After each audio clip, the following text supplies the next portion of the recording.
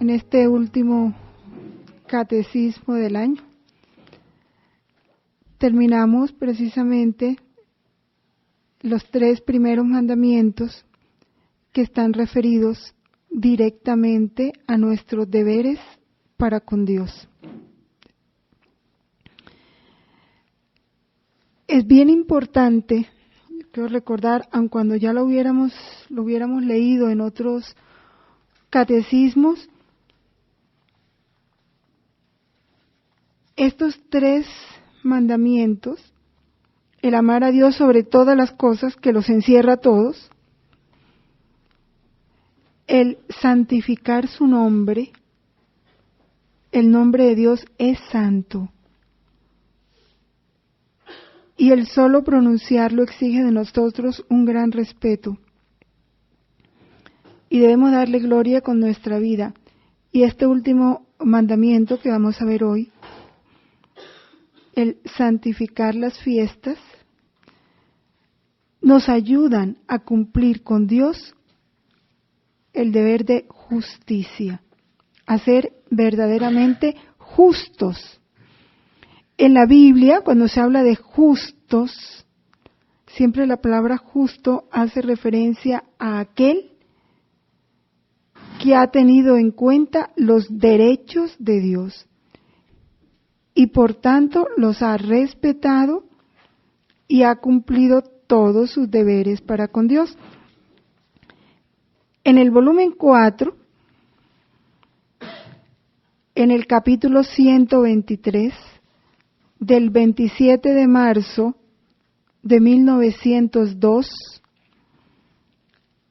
se nos explica en qué consiste el deber de ser justo, ese deber de justicia que tiene la criatura para con el Creador.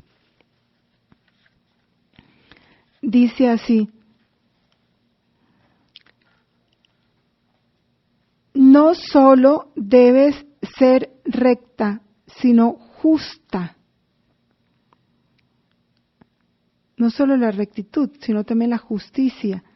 Y en la justicia se incluye el amarme, alabarme, glorificarme, darme gracias, bendecirme, repararme, adorarme, no solo por uno mismo, sino por todas las demás criaturas.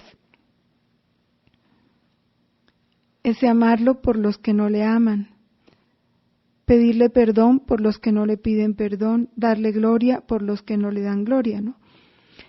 Estos son derechos de justicia que exijo de toda criatura y que como creador me atañen. Y quien me niega uno solo de estos derechos, fíjense, uno solo de estos derechos, nunca puede decirse justo.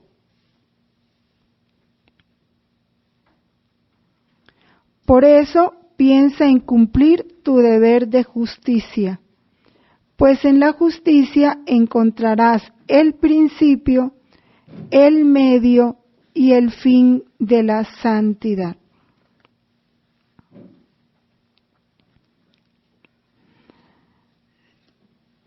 Entonces porque todos los otros mandamientos se derivan de estos. Cumpliendo estos, todo lo demás es fácil cumplirlo. En este tercer mandamiento, que el catecismo empieza a explicárnoslo a partir del numeral 2168,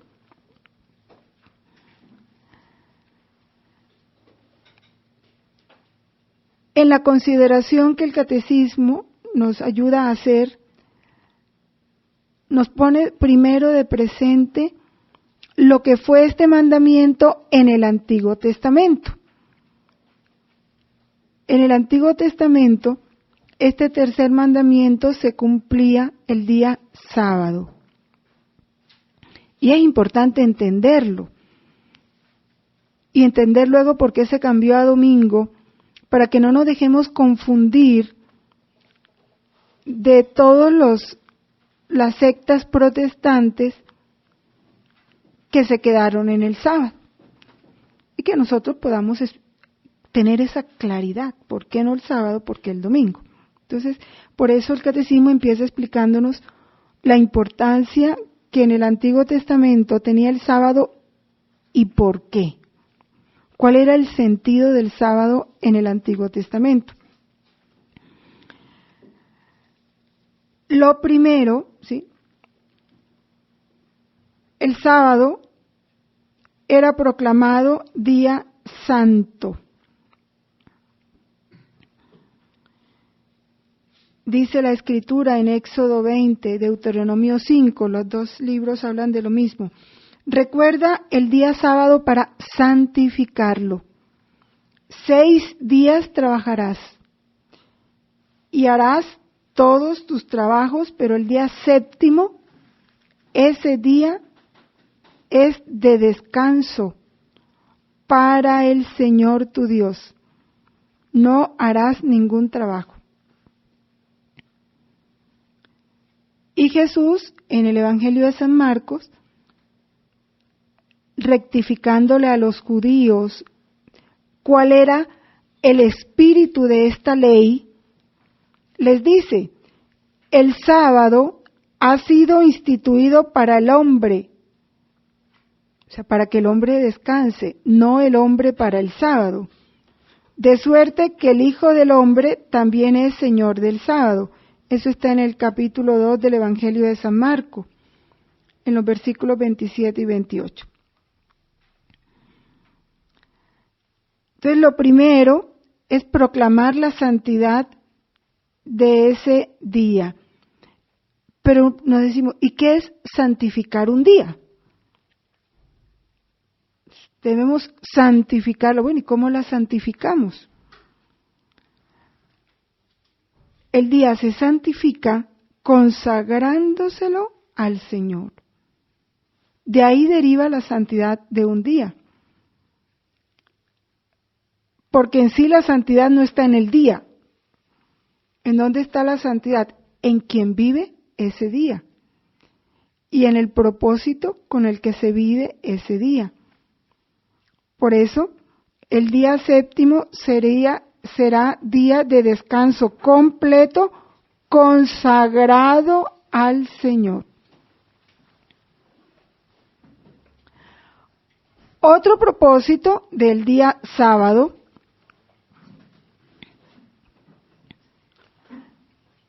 es el recuerdo o memoria de la creación. Todos sabemos en el capítulo Génesis, en el capítulo 2 de Génesis, en el versículo 3, que dice, en 6 días hizo el Señor el cielo y la tierra, el mar y todo cuanto contienen, y el séptimo descansó.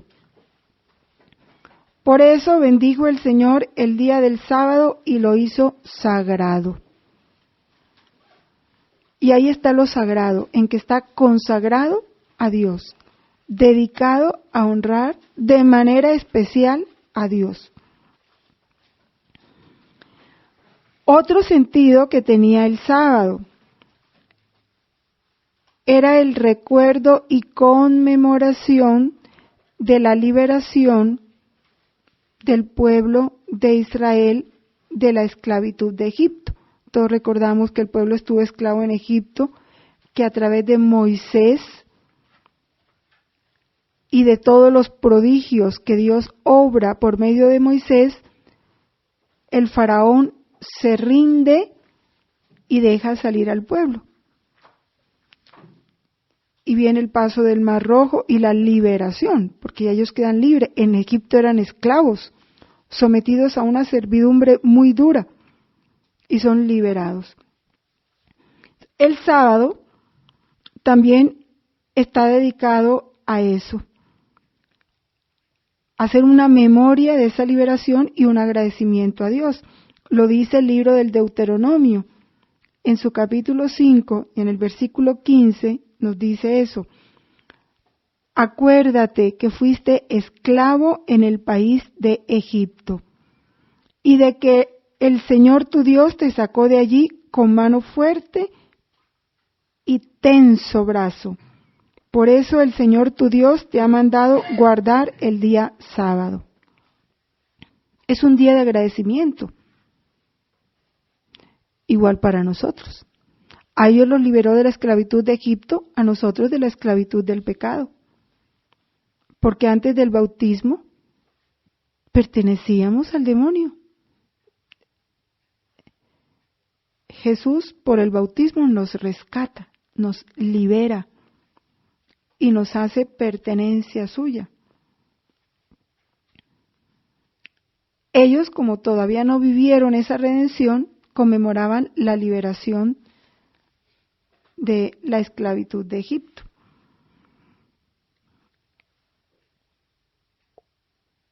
Una cuarta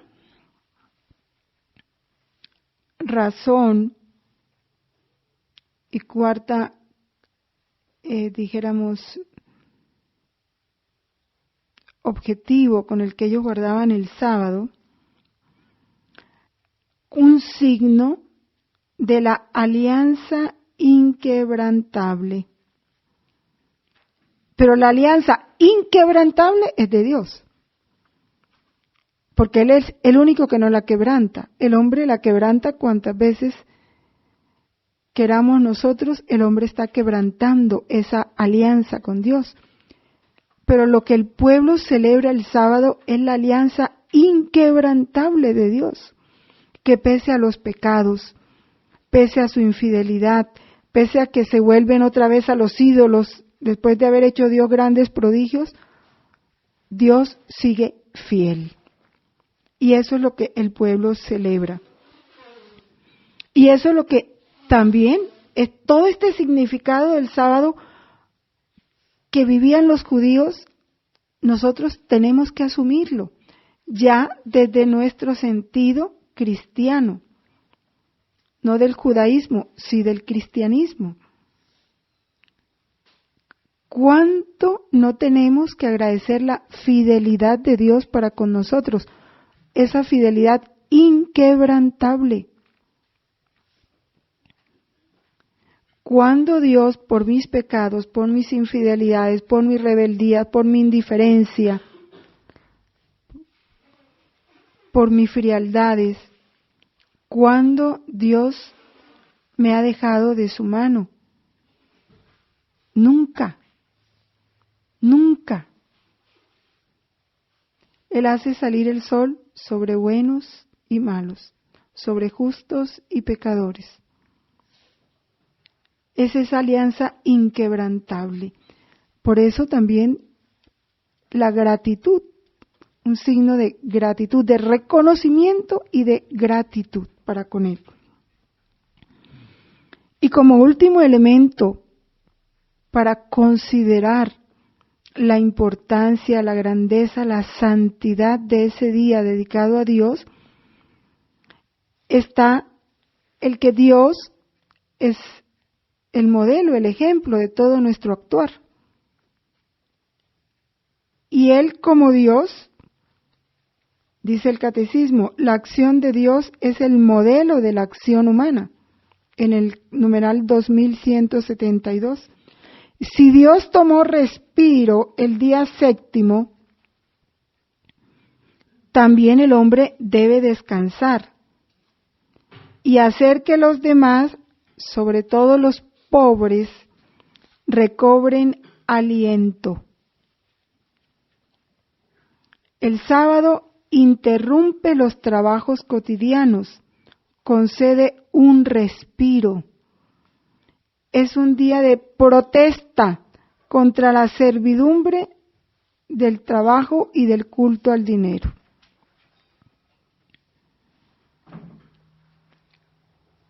Y es que es así. Miremos por qué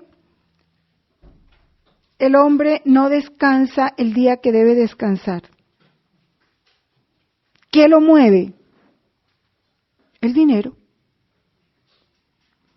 o la esclavitud al trabajo, porque para algunos el trabajo se ha vuelto una droga. Y trabajan, a veces sin necesidad, pero trabajan por trabajar. Pero,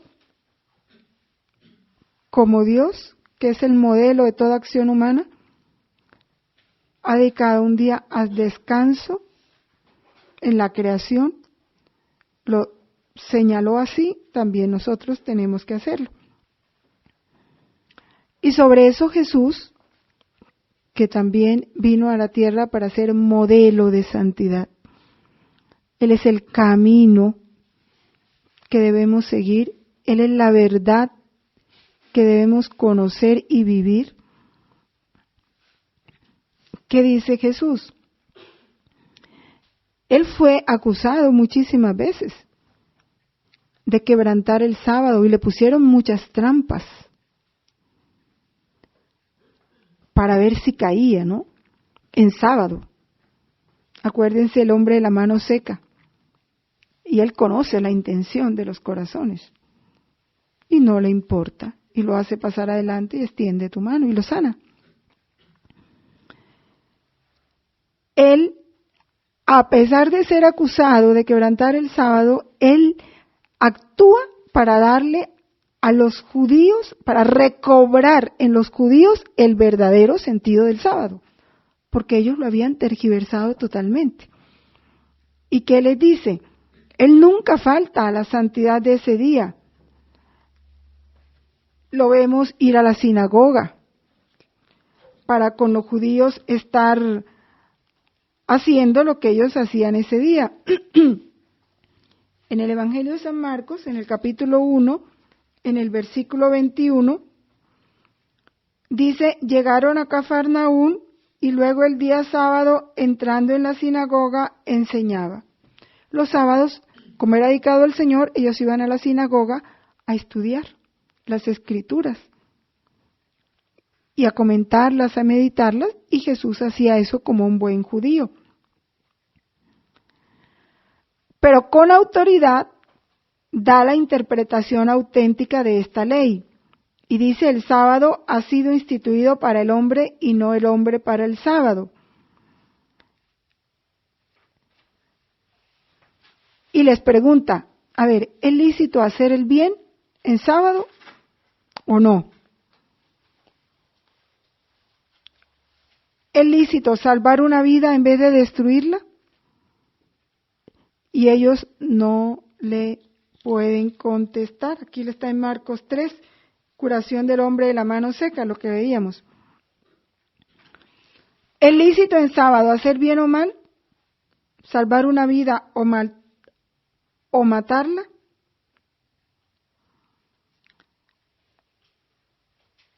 ¿Y qué les dice? Y ellos callaban. Y entonces él, dirigiéndose al de la mano seca, con mirada airada, les dirige una mirada airada, entristecido por la dureza de su corazón, dice al hombre, extiende tu mano. La extendió y le fue restituida la mano. Saliendo los fariseos, luego se concertaron con los herodianos contra él para perderle. Eso fue lo que a Jesús le dolió, el corazón endurecido. Y en otra parte, él les dice, si tú tienes un buey y cae en un pozo, ¿lo dejas ahí o lo sacas? Vamos a ver si es Mateo 12:5, a ver si es ese.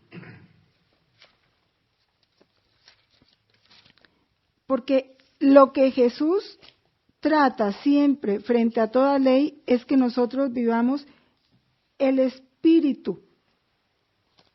Aquí está.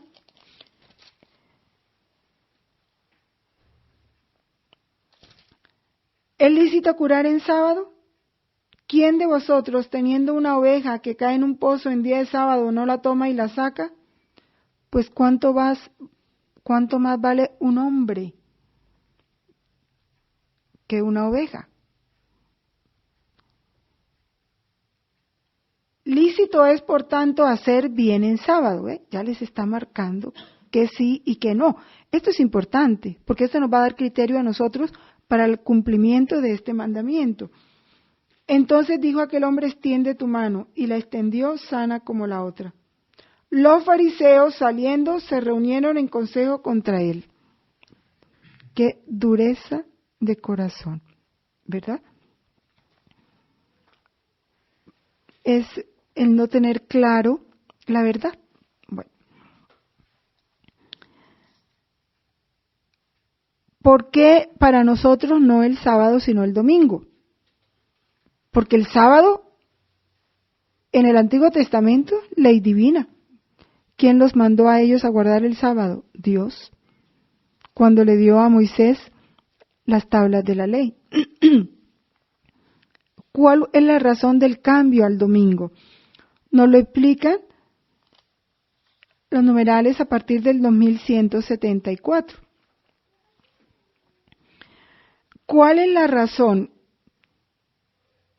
Jesús resucitó de entre los muertos el primer día de la semana. ¿Cuál es el primer día de la semana? El domingo.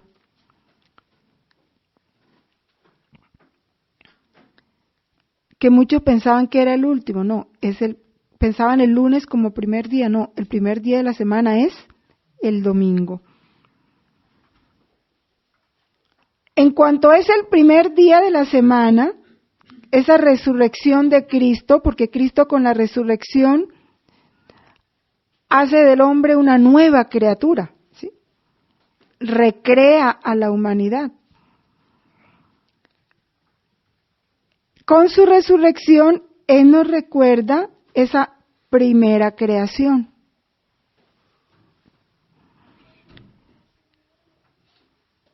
Y el octavo día es el que sigue al sábado.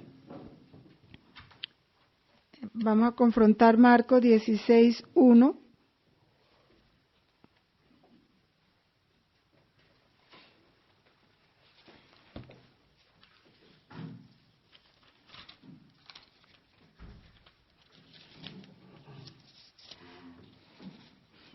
Dice: pasado el sábado, María Magdalena y María la de Santiago y Salomé compraron aromas para ir a ungirle.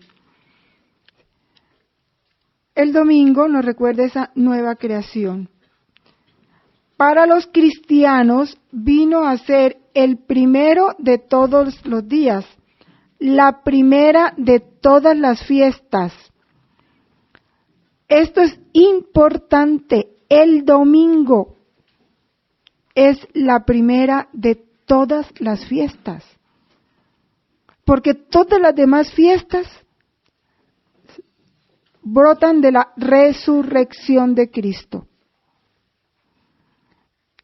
Si Cristo no hubiera resucitado, vana sería nuestra fe.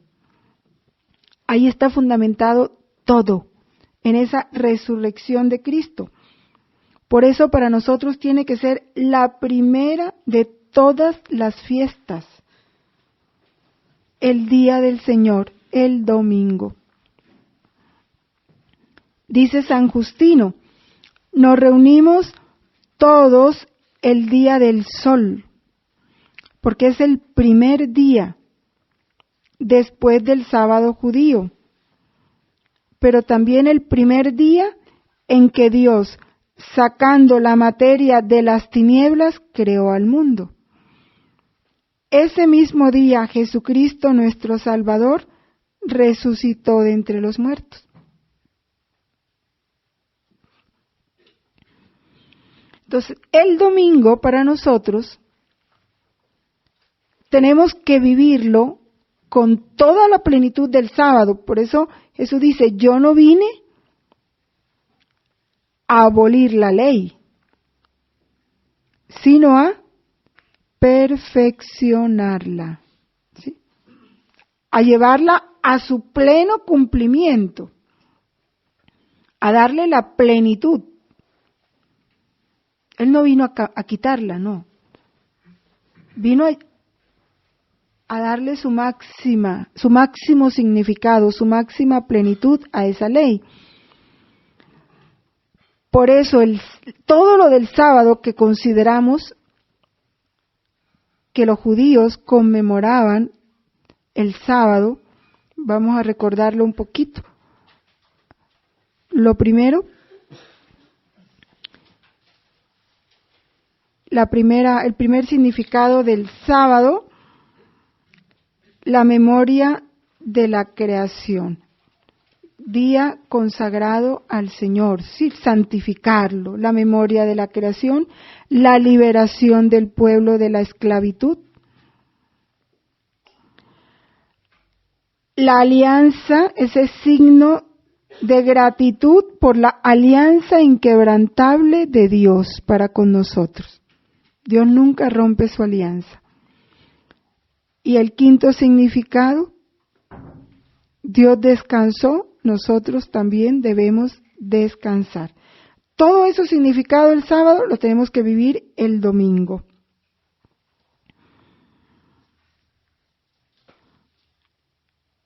Realiza plenamente el domingo. ¿Por qué se distingue del sábado? Porque realiza plenamente en la Pascua de Cristo la verdad espiritual del sábado judío. ¿Hacia dónde caminaban los judíos? Todo lo que Dios hizo con ellos, la liberación, las tablas de la ley, el establecimiento de los reyes, los profetas, todo ese caminar de Dios con el pueblo judío era ¿hacia dónde?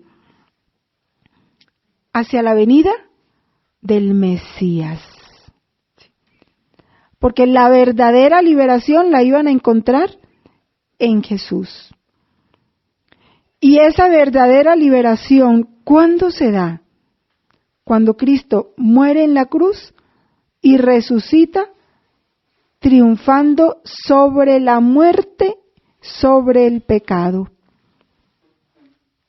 Ahí se establece la verdadera victoria, nuestra verdadera liberación. Por eso el domingo realiza plenamente en la Pascua de Cristo la verdad espiritual del sábado judío y anuncia el descanso eterno del hombre en Dios. Miren qué hermoso el significado del domingo. Cada domingo nos anuncia a nosotros ese descanso eterno en Dios. ¿Por qué? Porque así como Cristo resucitó, nosotros también resucitamos con Él a una vida nueva en Dios. Todo ese culto del Antiguo Testamento preparaba ese misterio de Cristo que nosotros ahora vivimos. Esperamos que estemos viviendo en un Cristo resucitado. No ya por venir, un Cristo que vino, que está con nosotros, que camina con nosotros, que se quedó en la Eucaristía, que se hace vida en cada uno de nosotros por el bautismo, por los sacramentos. Ese es el Cristo que celebramos, el Cristo vivo. Esta celebración del domingo, lo dice el numeral 2176, cumple la prescripción moral inscrita en el corazón del hombre. ¿Cuál es la prescripción moral inscrita en el corazón del hombre? Dar a Dios un culto exterior. Eso viene en el corazón de todo hombre. Por eso, todos los pueblos primitivos que no tenían ningún conocimiento sino la ley natural, ¿qué hacían? Ellos buscaron la forma de rendir culto a ese ser superior que estaba en su alma, ¿sí? Esa conciencia de un ser superior. Y ellos rendían culto a su modo, de una manera imperfecta, porque nosotros sabemos que por nuestra propia razón nunca podemos llegar a Dios de una manera correcta, adecuada. Llegamos a una manera imperfecta como llegaban ellos. No hay pueblo, por primitivos que sea, que no haya tenido un culto, ¿verdad? Ritos de adoración, de alabanza, de agradecimiento a eso que ellos consideraron ser superior. Por esto, por eso que está inscrito en el corazón del hombre. Un culto visible, y esto es importante, visible. No es que yo en mi casa me arrodillo y oro al Señor. No es que yo en mi casa, no, visible. Por lo tanto, externo, ¿no? Público. No es privado, es público. Regular, o sea, permanente. Bajo el signo de su bondad universal hacia los hombres. Eso es lo que estamos diciendo. Vamos a adorar a Dios, vamos a alabar a Dios, vamos a agradecer a Dios, porque es un Dios bueno. Porque hace maravillas. Por eso el culto dominical realiza el precepto moral de la antigua alianza, que Dios les había dicho, ¿sí? El sábado serás santificado, no harás trabajos, lo dedicarás a mí.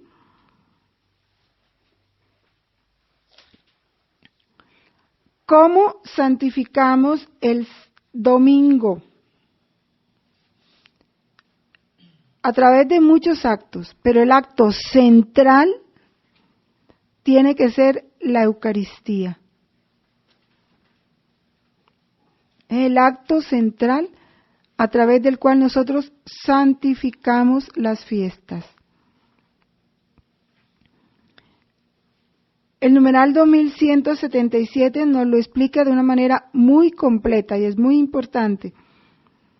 La celebración dominical del día y de la Eucaristía del Señor tiene un papel principalísimo en la vida de la Iglesia. El domingo, en el que se celebra el misterio pascual por tradición apostólica, ha de observarse en toda la Iglesia como fiesta primordial de precepto. No es que no, yo no voy el domingo, entonces voy el lunes. No, yo no voy el domingo, voy el miércoles. No, es el domingo. No se puede cambiar. Además del domingo, la Iglesia ha establecido por derecho canónico en todo el mundo católico otras fiestas que no se celebran en domingo y que son como un domingo, deben ser como un domingo para nosotros. ¿Cuáles son esas fiestas? Aquí hay unas generales, pero Roma autorizó a cada país que de entre estas, algunas las puede pasar al domingo y otras las deja inamovibles, o sea, se celebran el día que caiga. Ahorita vemos cuáles son las de Guatemala. Vamos a decir las generales.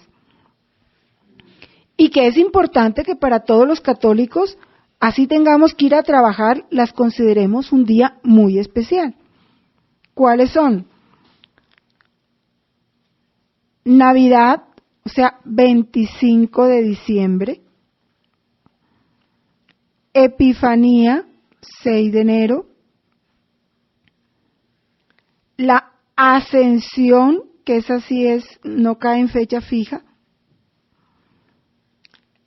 La fiesta de Corpus Christi, o el Santísimo Cuerpo y Sangre de Cristo, que creo que aquí se celebra en domingo, ¿verdad? y en varios países la trasladaron al domingo. La de Santa María, Madre de Dios, que es el 1 de enero. La Inmaculada Concepción, 8 de diciembre. La Asunción, 15 de agosto. San José, que es el 19 de marzo. Los santos apóstoles Pedro y Pablo, que son el 29 de junio. Y la de todos los santos, 1 de noviembre. Este en el mundo católico en general. Ya cada país ha organizado esto. ¿Cuáles quedaron en Guatemala? Navidad, pues que no se celebran en domingo, ¿no? 1 de enero, que es el Santa María, Madre de Dios. La Inmaculada Concepción, así el gobierno no haya dado día libre, es fiesta de precepto. No se descansa, pero sí se debe asistir a la Santa Misa, y su no asistencia es bajo pecado mortal. La Asunción, que es el 15 de agosto. Y el 1 de noviembre. Y sobre esto yo creo que vale la pena que nosotros empecemos a hacer levadura en todo el pueblo guatemalteco para purificar un poco esa celebración del 1 de noviembre. El 1 de noviembre es la fiesta de todos los santos. Y el 2 de noviembre es de todos los difuntos. Todos los santos son difuntos, pero no todos los difuntos son santos. ¿Ya? El 1 de noviembre celebramos la de todos los santos, o sea, los que ya están en la visión beatífica. Así no estén en los altares, pero ya son santos. Y el 2 celebramos los hermanos, todos los que ya se fueron a la eternidad, pero que todavía no han llegado al cielo, sino que están purificándose.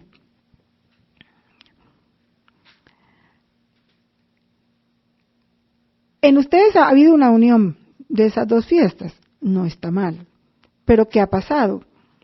Que se centran más en los difuntos y no en los santos, y más en el fiambre que en la misa y en consagrar ese día al Señor. Y el 1 de noviembre es fiesta de precepto, día consagrado al Señor. Por eso dice el tercer mandamiento, ¿no? Santificar las fiestas. ¿Cuáles fiestas se deben santificar? Los domingos y todas estas fiestas señaladas por la Iglesia. Y cada país, ahorita pues estamos hablando de Guatemala, pero en cada país pasa eso. Se celebra el 31 y el 1. Nadie lo consagra al Señor. Ni siquiera se acuerdan que es día de precepto. ¿Sí? A veces el 24, toda la fiesta que quieran, y el 25, nadie se acuerda de Dios. Y el día consagrado, la fiesta es el 25, día de precepto. Entonces, ir clarificando eso, porque la voluntad de Dios se manifiesta en la iglesia. Y Dios quiere que lo honremos así, y a Dios hay que honrarlo como Él quiere, como Él lo pide. Ya lo veíamos, derecho de justicia. Lo leíamos al comienzo de este catecismo. Como Él manda. Entonces, así tenemos nosotros que vivir nuestro cristianismo. Y esta práctica de la Eucaristía dominical se remonta a los comienzos de la edad apostólica. En la carta a los Hebreos, capítulo 10, versículo 25, dice así: no abandonéis vuestra asamblea, como algunos acostumbran a hacerlo, antes bien animaos mutuamente. Y el catecismo trae una cita de un autor anónimo, pero es muy importante, pero muy importante. Es una exhortación. Y es tan válida, fíjense, para todos los tiempos que el catecismo la puso aquí, a pesar de que es un autor anónimo, que dice: venir temprano a la iglesia, acercarse al Señor y confesar sus pecados, arrepentirse en la oración, asistir a la sagrada y divina liturgia, acabar su oración y no marcharse antes de la despedida. Lo hemos dicho con frecuencia. Este día os he dado para la oración y el descanso. Es el día en que no es justo, no es imperdonable que siendo día dedicado a la oración y el descanso, nosotros tengamos prisa en la oración. No puede ser. No puede ser. En él exultamos y nos gozamos.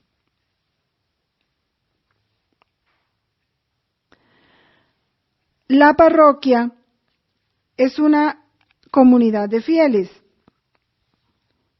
Es una iglesia particular. Está bajo la autoridad de un obispo, encomendada a un párroco. Es el lugar donde todos los fieles pueden reunirse para la celebración dominical de la Eucaristía, porque es la que nos lleva a dar ese culto público, ¿sí?, visible, externo, como Dios lo quiere. La parroquia nos congrega, la parroquia nos inicia en esta vida litúrgica, nos enseña la doctrina y nos propicia la forma de practicar la caridad a través de las buenas obras. No puedes orar en casa como en la iglesia, donde son, esto lo dice San Juan Crisóstomo a sus fieles, ¿no? No puedes orar en casa como en la iglesia, donde son muchos los reunidos, donde el grito de todos se eleva a Dios como desde un solo corazón. Hay en ella algo más, la unión de los espíritus, la armonía de las almas, el vínculo de la caridad, las oraciones de los sacerdotes. Cuando estudiamos la parte de la liturgia, no sé si ya ustedes oyeron esos cassettes, pero es bellísimo cuando se habla de esa liturgia. ¿Qué dice? En esta Eucaristía está presente toda la iglesia, todo el cielo, la iglesia triunfante, todo el cielo está en cada Eucaristía. La iglesia purgante, todas las almas del purgatorio están allí, porque cada Eucaristía les da alivio. Y está toda la iglesia militante, así no estén en el templo presente, porque en Cristo está congregada toda la humanidad. Esa es una de las realidades bellísimas de la Eucaristía. Y otra muy importante es que en la celebración litúrgica, Cristo es todo. Cristo es el que lee, Cristo es el que canta, Cristo es el que ora, Cristo es el que celebra, Cristo es el que se ofrece. Todo, porque todos estamos metidos en Cristo. y ante el Padre solo aparece su Hijo. En las oraciones que dice el Padre, es la voz de Cristo la que oye, la que dice el sacerdote, es la voz de Cristo la que oye el Padre. Y ahí las voces de todos nosotros. Todo es Cristo en una celebración. Entonces es tan sublime ese momento. El volumen 1, lo hemos también dicho varias veces, pero en la repetición está el aprendizaje, ¿no? En los capítulos 36 y 37 se nos habla de esa grandeza de la misa. Dice, Jesús me ha hecho entender que la Santa Misa y la Santísima Eucaristía son la memoria perenne de su muerte y de su resurrección, y que por su medio le comunica no solamente a nuestra alma, sino también a nuestro cuerpo, el antídoto de una vida inmortal. ¿Qué es un antídoto? Doctor, ¿qué es un antídoto?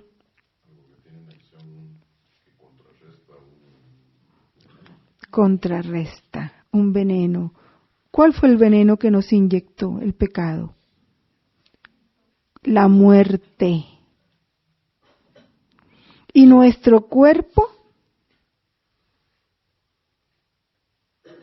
se corrompe por el pecado. Y la Eucaristía nos comunica el antídoto a nuestro cuerpo de una vida inmortal. Porque este cuerpo va a resucitar y se va a glorificar, va a ser un cuerpo glorioso.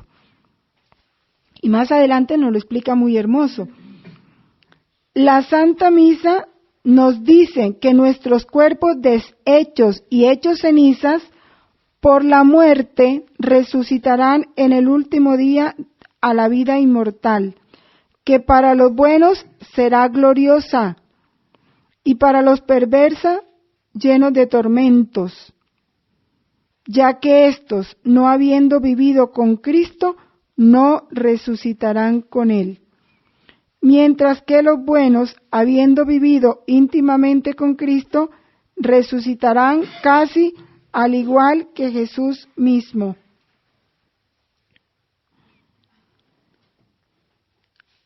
Más adelante dice,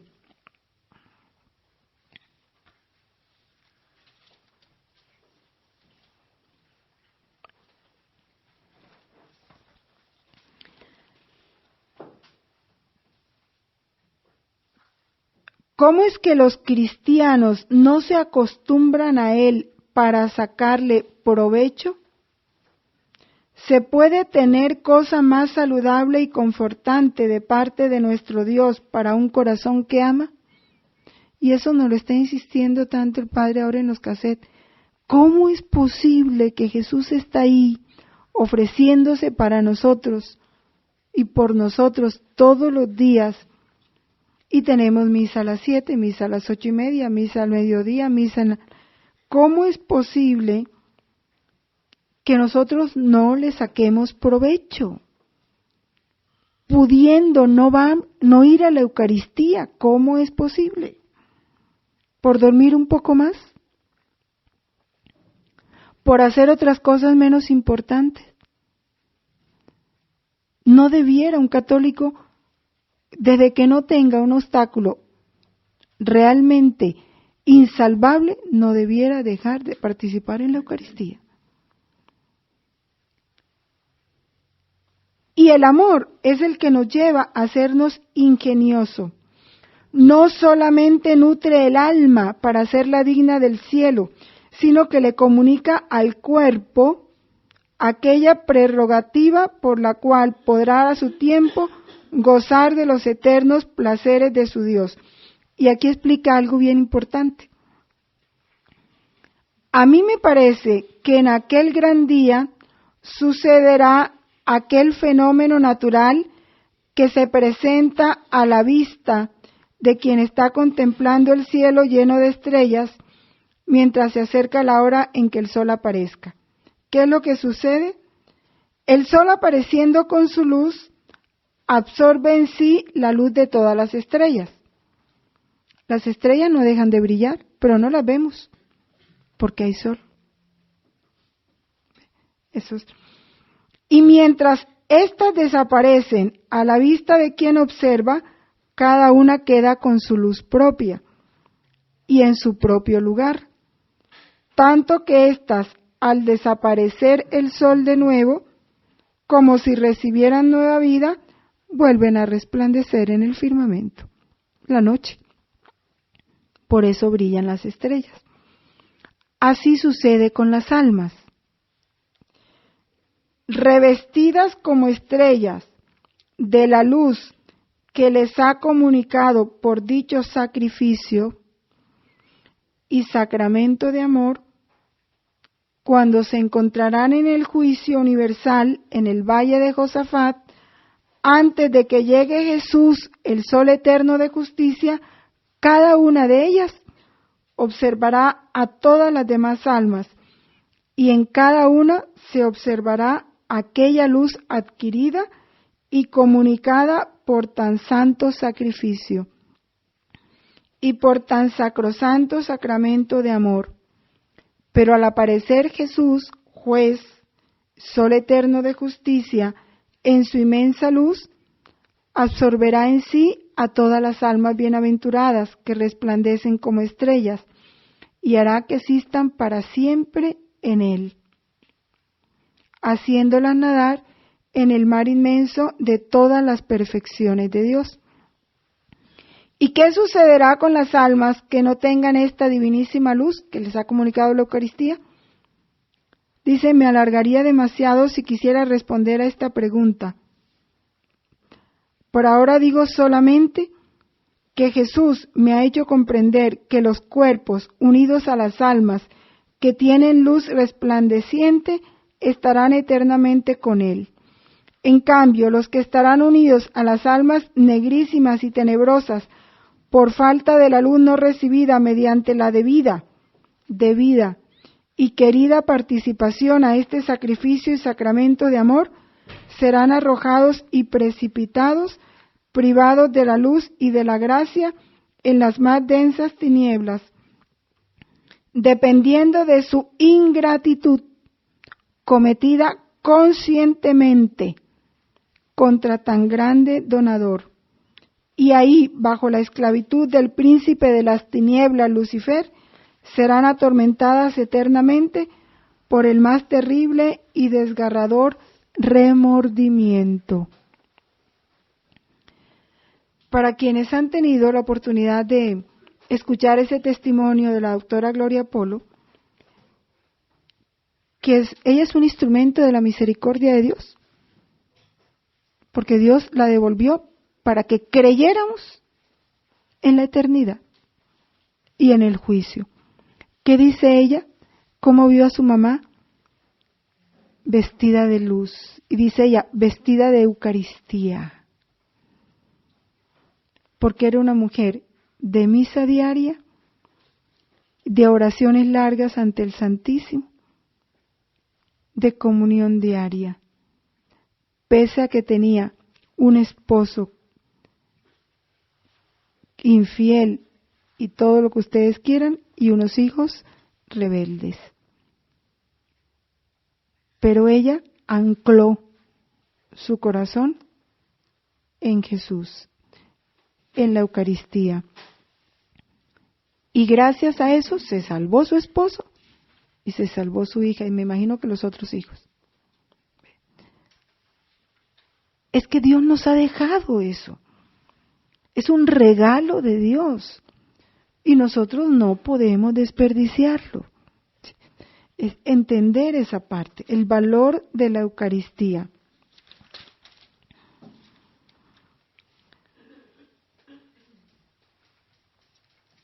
Ahora, la obligación del domingo. ¿Qué determina el mandamiento? Ya lo habíamos dicho, el domingo es la principal de todas las fiestas, no lo olvidemos. El domingo y en las demás fiestas de precepto, lo dice el numeral 2180, los fieles tienen obligación de participar en la misa.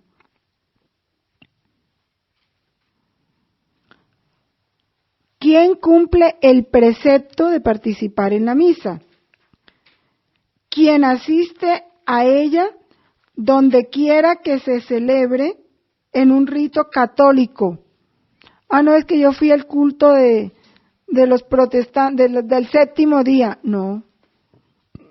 Pero si allí leyeron la palabra, y allí nos dieron pan y nos dieron vino. No. Pero si yo estaba honrando al Señor, no. Que yo estuve, ahora hay muchas iglesias ortodoxas. No. Este es un país católico. Si estuviéramos en un país en donde no hay iglesias católicas, se nos permite asistir a la ortodoxa. Pero en un país católico, no va a cumplir el precepto porque vas a la iglesia ortodoxa. Tanto el día de fiesta como el día anterior por la tarde. Y sobre esto no es ley de la iglesia, es una meditación que yo les invito. Si no hay ninguna justificación válida para yo cambiar la misa del domingo por la del sábado en la tarde, no debo hacerlo. ¿Por dormir más? No se justifica. ¿Verdad que es como una ofensa a Dios? No. Si hay una razón válida, sí. Es que me toca trabajar el domingo, tengo que ir. Quienes trabajan en el campo de la salud, quienes por algún motivo tienen que viajar, trasladarse el domingo desde temprano y van a llegar tarde al país donde llegan y no pueden participar de la Eucaristía o arriesgan no llegar a tiempo. Cuando hay motivos verdaderamente justificables. Estás en un lugar muy retirado y la misa más cercana es la del sábado. El domingo no alcanzas a ir y no la dan el domingo. ¿Cómo puede ser las personas de aquí que no tienen transporte? El padre viene el sábado en la tarde a las 5 a celebrar la misa dominical. Ellos no pueden desplazarse a la capital a escuchar la misa el domingo, los que tienen carro sí. Y no se justifica que no vayan el domingo, pero para quienes no tienen transporte, entonces está la misa del sábado.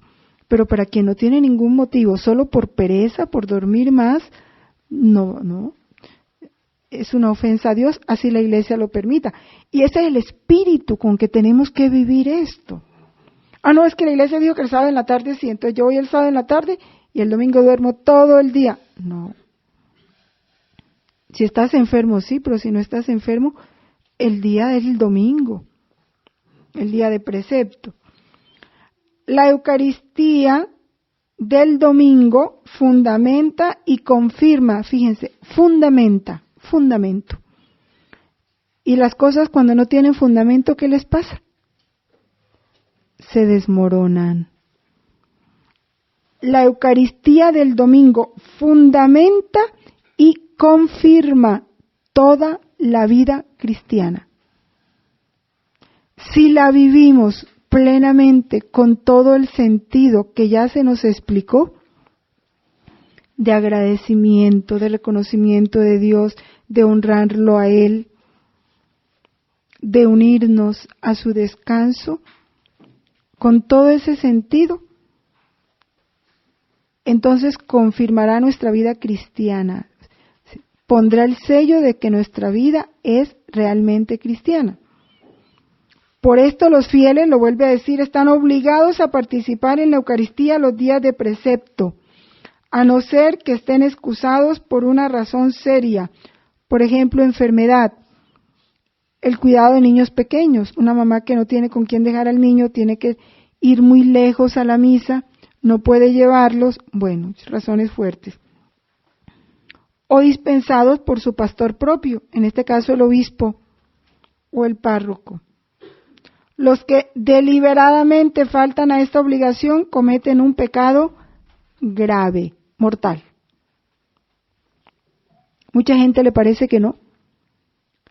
Se confesó el miércoles, no fue a misa el domingo, pero va al otro domingo y sigue comulgando. No, señor. Con un domingo que faltes sin razón, ya cometes pecado mortal.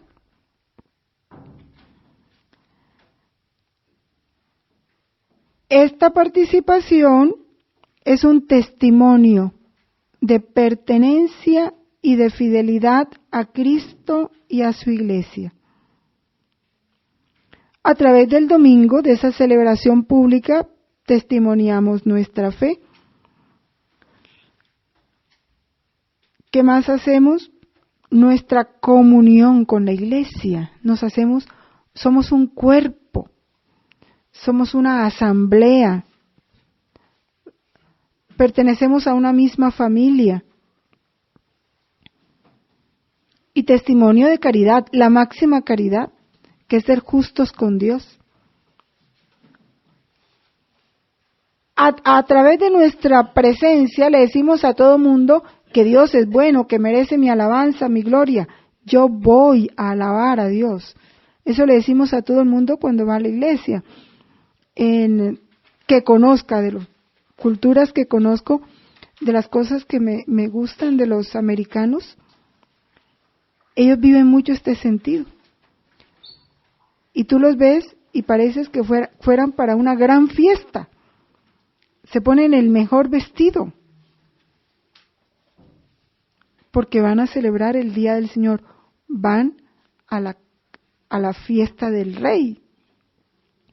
Y porque le dan ese sentido, entonces todo su exterior habla de que van para una gran fiesta. Y esperamos que también su interior vaya así, ¿verdad? Porque van a testimoniar la santidad de Dios, su grandeza, la alegría de la salvación. En los lugares donde no hay sacerdote, hay una causa grave por la que no se puede participar en la Eucaristía, ¿qué se recomienda? Que haya una celebración de la palabra. La celebración de la palabra la hace una persona delegada por el sacerdote, en donde se leen las lecturas que corresponde, se reza el Padre Nuestro y un ministro de la Eucaristía distribuye la comunión. Eso es más o menos una celebración de la palabra. Se celebra en la capilla o en la iglesia parroquial o en otro lugar. Si es una familia, por ejemplo, que tiene un enfermo grave o ya agónico y no pudieron trasladarse al templo, no pudieron, ¿qué deben hacer? Permanezcan en oración durante un tiempo conveniente, solos o en familia. Te tocó cuidar a un enfermo y no puedes dejarlo solo. No puedes ir a misa porque no tienes quien te reemplace. Tú eres la única persona que lo cuidas. Ese día conságralo al Señor. Permanece en oración un rato, solo o en grupo o en familia. Pero hay que honrar a Dios ese día. Entonces tomamos un descanso y volvemos después a la otra sesión. Gloria al Padre, al Hijo y al Espíritu Santo.